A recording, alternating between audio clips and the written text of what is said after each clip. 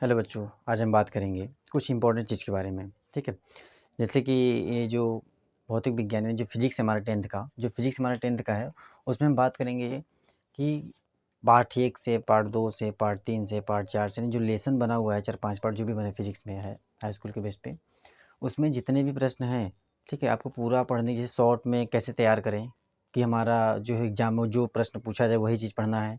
तो मैं आप लोगों को एक संग्रह प्रश्न का उसका संग्रह दूँगा कि उसमें क्या प्रश्न है जो बार-बार प्रश्न पूछा जाता है, ठीक है? इम्पोर्टेंट टॉपिक देंगे हम आपको, एकदम इम्पोर्टेंट चीज़ जो एकदम बताएँगे आपको बस वही पढ़ना है, उस चैप्टर से बस उतना ही प्रश्न आएगा, ठीक है? और उससे ज़्यादा नहीं आएगा, क्यों? क्योंकि हम इम्पोर्टेंट चीज़ बताएँगे जो बार-बार प्रश्न कई बार पूछ चुका है, ठीक है? हम ज़्यादा फिज़ूल की बातें नहीं करेंगे, हम जो इम्पोर्टेंट चीज़ है बस वो बताएँगे, ठीक है? बेमतलब का हम बकवास वीडियो नहीं बनाते हैं। चलिए देखते हैं, क्या टॉपिक है उसका। पहला चैप्टर हमारा क्या है ये प्रकाश का परावर्तन तथा अपवर्तन। हम इस टॉपिक से हम जो है कुछ प्रश्न को इकट्ठा किए हैं, जिसमें कि आप लोगों को परीक्षा में सबसे सरलता और सुगमता मार्ग दिखाएँगे हम आपको। आइए देखते हैं, ठीक है? ये दिया हुआ प्रकाश का परावर्तन तथा अपवर्तन, जिसमें पहला प्रश्न क्या तैयार करना है आपको प्रकाश तथा उसके गुण, ठीक है? यानी प्रकाश की परिभाषा और प्रकाश का गुण क्या-क्या है, ठीक है? वो चीज़ आपको तैयार करनी है, ठीक? दूसरा प्रश्न क्या है प्रकाश का परावर्तन तथा उसके नियम।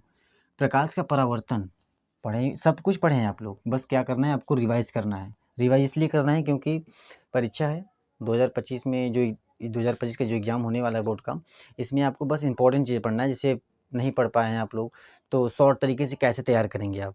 किस तरीके से आप तैयार करेंगे जल्दी-जल्दी कवर हो जाए और मेन चीज़ ही पढ़ें, ताकि वही चीज़ क्या हो परीक्षा में पूछा जाए। क्योंकि अब समय है नहीं उतना, समय बहुत कम है आप लोगों के पास, इसलिए जो है कि जल्द से जल्द कवर करने का प्रयास करिए। बस इम्पोर्टेंट चीज़ पढ़िए, ज़्यादा कुछ नहीं, क्योंकि पूरा आप पढ़ नहीं पाएँगे। क्योंकि सिलेबस थोड़ा ज़्यादा है, ठीक है? आइए देखते हैं, क्या है? दूसरा क्या है? प्रकाश का परावर्तन था उसके नियम। प्रकाश के परावर्तन और उसके नियम को पढ़ना है, उसमें 2 चीज़ें, एक परावर्तन हो गया और उसका नियम हो गया। तीसरे में क्या है? समतल दर्पण द्वारा प्रतिबिंब का बनना। इस चीज़ को देखिए आप लोग, समतल दर्पण द्वारा प्रतिबिंब का बनना। ये बार-बार तो नहीं पूछता है, लेकिन ये इम्पोर्टेंट चीज़ माना जाता है क्योंकि ये पूछ भी सकता है, ठीक है? ये इसलिए दिया गया है क्योंकि ये पूछ भी सकता है, इसलिए हम इसको लिख दिए हैं कि ये भी क्या हो, तैयार करिए आप लोग, ठीक है? गोली दर्पण, ठीक है? यहाँ पे क्या है, चौथा प्रश्न क्या है, गोली दर्पण। गोली दर्पण से संबंधित जितनी परिभाषाएँ हैं, जैसे गोली दर्पण, ठीक? मुख्य अक्ष, फोकस दूरी, वक्रता त्रिज्या, ये सब क्या होती है, उसके बारे में पढ़ना है, ठीक है? तो वो छोटी चीज़ें हैं, लेकिन उसको छोटा मत समझिए, उसमें से ही प्रश्न आते हैं, ठीक? आइए देखते हैं इसमें। अवतल, अवतल और दर्पण द्वारा सॉरी अवतल यहाँ पे उत्तल भी रहेगा। अवतल और उत्तल, उत्तल दर्पण,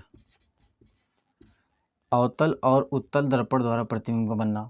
ठीक, प्रतिबिंब का बनना जो प्रश्न था, जैसे पूछ सकता है कि जब वक्रता त्रिज्या पर हो, जब वस्तु वक्रता त्रिज्या पर हो तो उत्तल दर्पण द्वारा या अवतल दर्पण द्वारा उसका प्रतिबिंब कहाँ बनेगा, उसका आरेख बनाइए, ठीक है? उसका चित्र सहायता से आरेख बनाइए। तो उसको इस बारे में पढ़ना है, अवतल और उत्तल दर्पण द्वारा प्रतिबिंब का बनना, ये उससे पढ़ना है, उसको बनाकर आपको देखना है। लेकिन मैं आपको एक तरीका बताऊँ, पहले इसको बता दूँ फिर इसके बाद बता रहा हूँ कि क्या मैं इसके बारे में बताने वाला हूँ, ठीक है?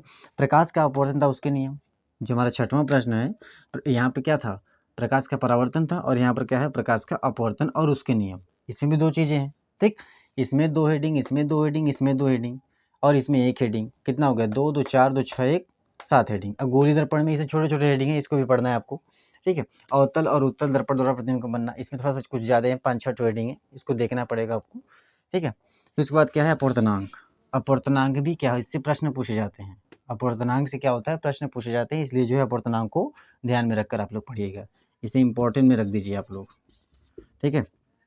लेंस द्वारा प्रतिबिंब का बनना, यह भी प्रश्न कभी-कभी पूछा जाता है कि लेंस द्वारा प्रतिबिंब का बनना किस तरीके से रहेगा, ठीक है? ये आपको पढ़ना है। लेकिन मैं ये जो बता रहा हूँ अवतल और उत्तल द्वारा प्रतिबिंब का बनना है, इसमें आपको 6-7 ठो, जैसे वस्तु जब अनंत पर होती है तो उसका प्रतिबिंब कहाँ पर कैसा बनेगा, ठीक है? जब वस्तु एफ और सी के बीच में हो, जब एफ और एफ और सी के पहले, हाँ ठीक है, एफ और सी के बीच में हो और एफ और पी के बीच में हो, तब उसका प्रतिबिंब कहाँ बनेगा। तो इसमें आप लोग क्या करिएगा कि जब इसको याद करने का एक तरीका बता रहा हूँ मैं आपको। पेन कापी उठाइए आप लोग, ठीक है? पेन कापी उठाकर आप जो डायग्राम होता है उसका, आप उसको आराम से बनाइए एक नाप कर। आप ये जानते ही हैं कि जब कोई दर्पण, मान लीजिए क्या है, अवतल दर्पण हमारा बना हुआ है, ठीक है? तो जहाँ से हम यहाँ पे नोक रखकर जो ऐसे हम दर्पण खींचते हैं, तो जहाँ पे नोक रखते हो क्या होता है, हमारा सी होता है। वो क्या होता है, हमारा सी होता है। और जो फोकस होता है, फोकस, वो फोकस सी और पोल, इसके बीच का जो पोल होता है, यहाँ पे क्या होता है, ध्रुव। सी और पी के बीच, एकदम बीचों बीच की जो बिंदु होती है वो क्या होती है, एफ होती है। ठीक है। तो जब इसको हम ऐसे खींच कर, जब हम इसको ऐसे बनाएंगे, ठीक है, तो फोकस होकर जाएगा। अगर हम इसको नाप कर एकदम अच्छे से बनाएंगे ना, तो कभी गलत नहीं होगा। तो जो चीज़ हम बनाएंगे, अब अगर नाप के देखेंगे कि वस्तु कहाँ पर बन रही है, जैसे यहाँ पे प्रतिबिंब है, सॉरी यहाँ पे जो वस्तु रखी हुई है, यहाँ से गुजारेंगे तो पहले नियम आप लोग को जानते ही होंगे, आप लोग को पढ़े होंगे, इसलिए मैं शॉर्ट में बता रहा हूँ। यहाँ पे वस्तु रख दी है, ठीक है। अब यहाँ से इसका प्रकाश यहाँ से गुजरा, ठीक है। अगर जब फिर यहाँ से निकालेंगे, फिर यहाँ से काटेगा, जहाँ पर काटेगा उसको देख लीजिए आप लोग, उसको इंची से मिलेगा कहाँ पर काट रहा है, तो कहेंगे सी के पहले, सी के नीचे, कितना बड़ा, जहाँ पर भी होगा उसको नाप कर हम देख कर बता सकते हैं। ठीक है, इसलिए इसको याद मत करिए, इसको बना कर देखेंगे तो बहुत जल्दी याद हो जाएगा। ठीक, तो आज मैं आप लोगों को बता दिया हूँ प्रकाश का परावर्तन तथा अपवर्तन, इस चैप्टर में पहला जो चैप्टर हाई स्कूल का, उसमें इंपॉर्टेंट चीज़ क्या क्या पढ़ना है आपको, इतने ही हेडिंग आपको पढ़ने हैं। ठीक है, सबसे इंपॉर्टेंट चीज़ मैं आपको बता दिया हूँ, वेरी इंपॉर्टेंट में। ठीक है, इतने ही चीज़ आपको पढ़ने हैं, बाकी जितने भी प्रश्न होते हैं सब फिजिक्स में इतने ही प्रश्न आते हैं, यानी पहला पार्ट से बस। ठीक है, अभी मैं दूसरे पार्ट का फिर मैं अगली वीडियो में बता दूंगा आपको। ठीक है, पहले पार्ट से जितने इंपॉर्टेंट प्रश्न था मैं आपको बता दिया हूँ, और आप लोग जो है इसको नोट्स कर लीजिएगा, और यही चीज़ आपको पढ़ना है। 100% गारंटी के साथ मैं कह रहा हूँ कि इसी में से पहला पार्ट से जितने भी प्रश्न रहेंगे सब इसी में से रहेंगे। ठीक, फिर मिलते हैं अगली वीडियो में, दूसरा चैप्टर का वीडियो में फिर बनाऊँगा।